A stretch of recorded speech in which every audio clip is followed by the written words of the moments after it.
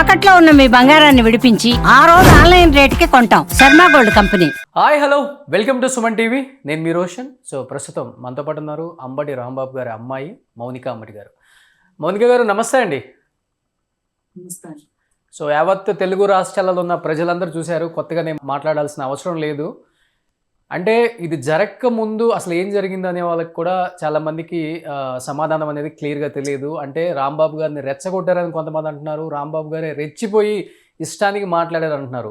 ఎందుకంటే బిఫోర్ రాంబాబు గారి ప్రెస్ మీట్లు చూసినా, లేకపోతే రాంబాబు గారు మాట్లాడే తీరు చూసినా కొంచెం చలోక్తులుగా మాట్లాడే పద్ధతి ఉంది ఆయనకి, లేకపోతే ఆన్సర్ చెప్పే విధానం కూడా కొంచెం చలోక్తులుగా ఉండే విధంగానే మాట్లాడతారు. ఫస్ట్ టైం ఆయన పదజాలం మరీ అంటే పక్కన వాడు కూడా వినకూడదు. అలాంటి ఒక మాజీ మంత్రి అయ్యిండి కూడా అంటే ఒక సీఎం గారిని పట్టుకొని మరీ అంత బూతులు మాట్లాడారు అని చెప్పేసి బయట ఎక్కువ వినిపిస్తుంది. అసలుకి జరిగింది ఏంటో ఎవరికి తెలియదు. కాబట్టి ఏం జరిగితే ఇంటి వరకు వచ్చి ఇల్లు మొత్తం ధ్వంసం చేసే పరిస్థితి వచ్చిందనే దానికి మీరే చెప్పాలండి. అసలుకి క్లియర్ గా మీరు వీడియోస్ క్లిప్పింగ్స్ చూస్తే, అంటే వాళ్ళకు సంబంధించినటువంటి మీడియా ఛానల్స్ లో ఏదైతే ప్రచారం చేస్తున్నారో ఆ వీడియోస్ కాకుండా రియలిస్టిక్ వీడియోస్ మీరు చూస్తే వాళ్ళు కూడా చాలా బహిర్గతంగా వాటిని సోషల్ మీడియాలో ప్రాపగేట్ చేస్తున్నారు. ఆ వీడియోస్ ని వాళ్ళే అటాక్ చేసి వాళ్ళు ఎలా రెచ్చగొట్టారు, మహిళల్ని పంపించి ఎట్లాంటి అసభ్యమైనటువంటి పదజాలం యూజ్ చేసి ఆయన రెచ్చగొట్టారని మీరు క్లియర్ గా చూడొచ్చు. అయితే మీరు నన్ను అడగచ్చు, వాళ్ళు రెచ్చగొడితే మీరు రెచ్చిపోవచ్చా అని. రెచ్చిపోకూడదు అనేది నా అభిప్రాయం కూడా. ఆయన కూడా అదే అభిప్రాయపడ్డారు. కాబట్టే ఇంటికి రాగానే నేను ఆ స్పర్ ఆఫ్ ద మూమెంట్ లో నేను అన్నాను, నేను ఉండాల్సింది కాదు. అయినప్పటికీ నా ఉద్దేశం అసలు నేను చంద్రబాబు నాయుడు గారిని అనడం కాదు, నేను ఆయన అనలేదు అనే క్లారిటీ ఆయన ఇచ్చారు ఆ రోజే. అంటే క్లియర్గా వినిపిస్తుంది కదా మనకి. అంటే ఆయన ఎలాంటి పదజాలం వాడారనేది కూడా మనందరికి వినిపిస్తుంది.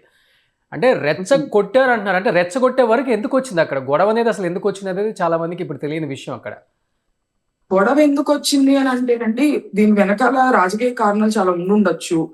ఎలాంటి కారణాలు ఉన్నా సరే నేను అనేది ఏంటంటే, ఆయన కారులో వెంకటేశ్వర స్వామి దర్శనానికి వెళ్ళారు. ఏదో ఫ్లెక్సీలు చించడానికి కూడా వెళ్ళలేదు.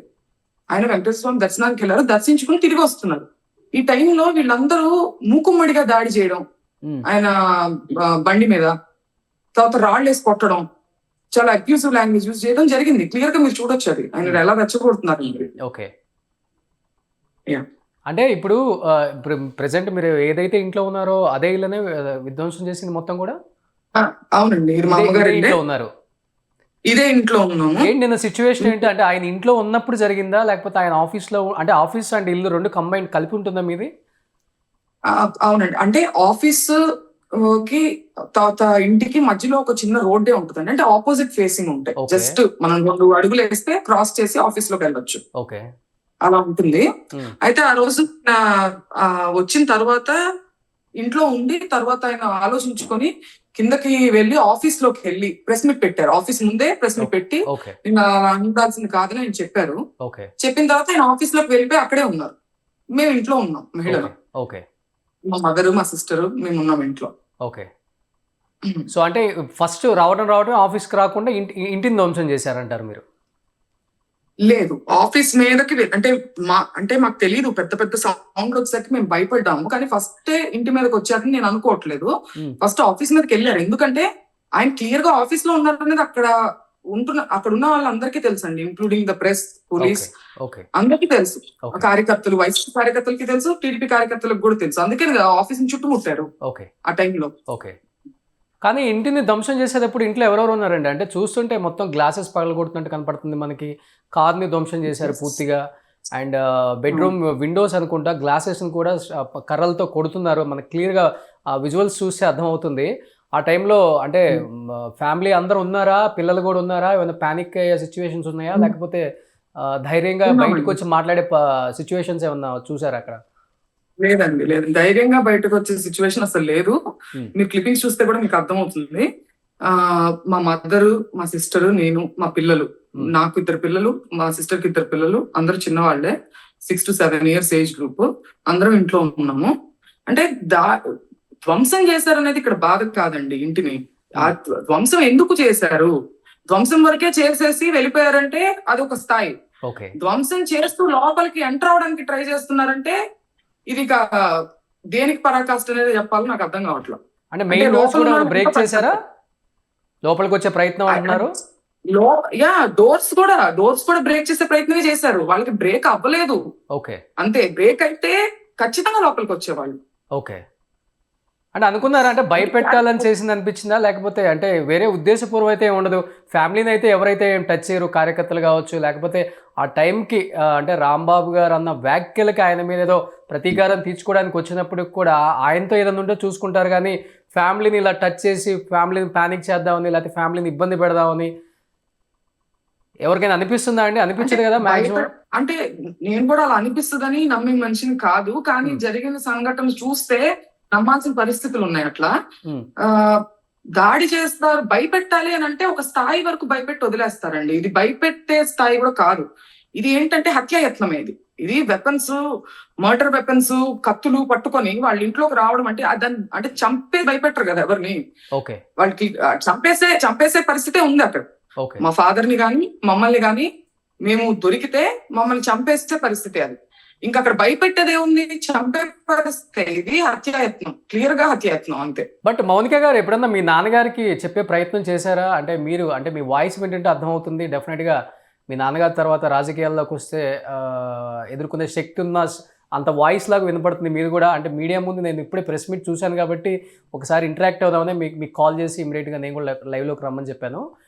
ఇలాంటి పదజాలం అనేది ఎప్పటికీ మంచిది కాదు, ఎందుకంటే ప్రతి ఒక్క ఇంట్లో ఆడవాళ్ళు ఉన్నారు, ఆడపిల్లలు ఉన్నారు, మనవాళ్ళు మనవరాళ్ళు. అంటే ఈరోజు రాజకీయాలు ఎలా అయిపోయినాయి అంటే వాళ్ళని టార్గెట్ చేసుకోవడం కన్నా కూడా ఫ్యామిలీని ఎక్కువ టార్గెట్ చేసుకుంటున్నారు. అంటే వినకూడని పదజాలం అని చెప్పుకోవచ్చు కూడా. అంటే మీ నాన్నగారికి చెప్పే ప్రయత్నం ఎప్పుడు చేయలేదా మీరు కూడా? మనకెందుకు, ఎంతవరకు లిమిట్లో ఉండండి, మాట్లాడండి, వద్దు ఇంతకన్నా ఎక్కువ మాట్లాడొద్దు. అంటే ఆయనకి చెప్పే ప్రయత్నం చేయడానికి ఆయన ఎప్పుడు లిమిట్ దాటి మాట్లాడారని నాకు అనిపించలేదండి. అంటే అసభ్య పదజాలం ఎప్పుడు ఉపయోగించిన దాఖలాలు ఎప్పుడు లేవు, మీరు చూడొచ్చు.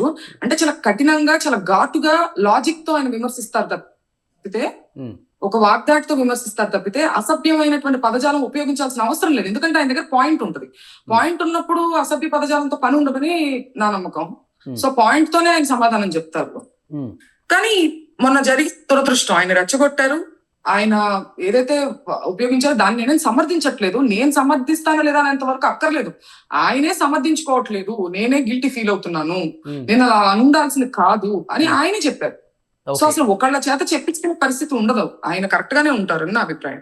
ఓకే. జగన్ గారు కాల్ చేసి మాట్లాడటం ఏమైనా జరిగిందా ఇంత విధ్వంసం జరిగిన తర్వాత? ఎందుకంటే ప్రతి ఒక్కరు వచ్చి వెళ్ళారు, కానీ జగన్ గారు మిమ్మల్ని పరామర్శించడం కానీ, ఇంటికి రావటం కానీ? జగన్ గారు అప్పుడే నాన్నగారితో ఫోన్ లో కనెక్ట్ అయ్యారండి, మాట్లాడారు. ఆ తర్వాత సజ్జల గారు నిన్న వచ్చి మమ్మల్ని కలిశారు, అన్ని తెలుసుకున్నారు. జగన్ గారు ధైర్యం చెప్పారని కూడా మాకు చెప్పారు, త్వరలో కలుస్తానని కూడా చెప్పారండి. ఓకే. సో అంటే ఇప్పుడు ఆ అమ్మగారి సిచ్యువేషన్ ఏంటంటే, అంటే ఆల్మోస్ట్ అన్ని గ్లాసులు బ్రేక్ చేశారు కాబట్టి చెప్పలేము, ఆ ఫోర్స్ మీద వచ్చి ఎవరికైనా తగిలినా కానీ బ్లీడింగ్ అయ్యే సిచ్యువేషన్స్ క్లియర్గా కనపడుతున్నాయి అక్కడ. ఇంట్లో ఎవరికైనా దెబ్బలు తగలటం కానీ, పిల్లలు ప్యానిక్ అవ్వటం కానీ, పిల్లల సిచ్యువేషన్ ఏంటి అసలు ఆ టైంలో ఆ సౌండ్స్కి? పిల్లలు దడుచుకుపోయారండి, భయభ్రాంతులు. అంటే ఎక్కడ చూసినా గ్లాసులు బ్రేక్ అయిపోతున్నాయి, పెద్ద పెద్ద సౌండ్లు, శబ్దాలు. మమ్మీకి కూడా ఏంటంటే బీపీ హైలో అవ్వడం, ఫ్లక్చువేషన్స్. అంటే ఏదో అయిపోతుంది అనే భయం ఎక్కువగా ఉంటుంది కదా మన ఇంటి మీదకి వచ్చినప్పుడు. అవును. సో అట్లా మెంటల్ గా చాలా స్ట్రెస్ అండ్ ట్రామాకి గురయ్యామండి అందరం. ఓకే. సో ఎన్ని కార్ల వరకు విధ్వంసం అయ్యాయండి? అంటే కియా ఒకటి కనిపిస్తుంది కార్నివాల్ మాకు అక్కడ, అది కాకుండా ఇంకా ఆఫీస్ వైపు కానీ తర్వాత చూసిన మా కార్లే కాదండి, కావడానికి వచ్చిన వాళ్ళు కానీ, సపోర్ట్ గా వచ్చిన వాళ్ళే కానీ అందరినీ కూడా పగలగొట్టేశారు. మౌనిక గారు ఏంటి ప్రస్తుతం ఇంటి దగ్గర పరిస్థితి ఏంటి? మీకు అక్కడ ఏదన్నా సెక్యూరిటీ అవైలబిలిటీ ఉందా లేదా, లేకపోతే ఇప్పటికీ అక్కడ భయపడుతూ ఉండాల్సి వచ్చిందా? అదే ఇంట్లోనే ఎందుకు ఉండాల్సి వచ్చింది? ఎందుకంటే అంత డ్యామేజ్ అయిన ఇంట్లోనే ఎందుకు ఉండాల్సి వచ్చింది అసలు మీరు? ఇంకా లేదండి, యాక్చువల్ గా మేము ఇంట్లో లేము, ఇప్పుడే రావడం జరిగింది. ఓకే. సో మేము ఏమో డిస్ట్రక్షన్ అయిపోయింది. సో ప్రెసెంట్ జస్ట్ వచ్చాం. ఓకే. ఇక్కడ స్టిల్ అంటే ఎందుకంటే పోలీసు తర్వాత లా అండ్ ఆర్డర్ సరిగ్గా లేదు అనేది మనకి చాలా క్లారిటీగా అర్థమైన తర్వాత డెఫినెట్ గా భయం వస్తుంది కదా. డెఫినెట్ గా, ఎందుకంటే మనకి ఏదైనా కాల్ చేయండి పోలీస్ కి, వీళ్ళకే కదా మన కంప్లైంట్, వాళ్ళే వాళ్ళ సైడ్ తీసుకుని వాళ్ళని ప్రొటెక్ట్ చేస్తూ మన మీదకి అటాక్ చేస్తున్నారంటే మనకి ఇంకా ఎవరు కంప్లైంట్ చేయగలుగుతారు? సో మౌనిక గారు, లాస్ట్ అండ్ ఫైనల్ గా ఏం చెప్పాలనుకుంటున్నారు తెలుగు రాష్ట్ర ప్రజలకు మీరు మీ సైడ్ నుంచి? ఇంత ఘోరంగా ఇంత నీచంగా రాజకీయాలు ఉండకూడదు.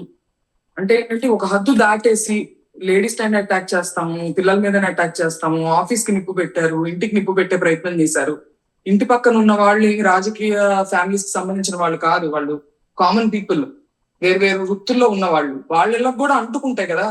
ఆ మాత్రం కామన్ సెన్స్ విచక్షణ లేకుండా మీరు నార్మల్ సిటిజన్స్ ని కూడా డిస్టర్బ్ చేసే విధంగా రాజకీయాలు చేయడం అనేది ఎవరు దాన్ని హర్షించరు, ఎవరు దాన్ని కరెక్ట్ అని చెప్పరు.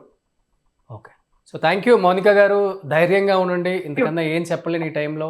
సో ఫ్యామిలీలో చూస్తుంటే మీరే కొంచెం మీ నాన్నగారి లాగా స్టాండ్ తీసుకొని వాయిస్ వినిపించే ఒక పర్సన్ లాగా అనిపించారు. ఈ టైంలో మీ అమ్మగారికి, పిల్లలకి, లేకపోతే మీ సిస్టర్కి మీరే స్టాండ్ తీసుకొని స్ట్రాంగ్గా ఉండాలని మనస్ఫూర్తిగా కోరుకుంటున్నానండి. థ్యాంక్ యూ అండి.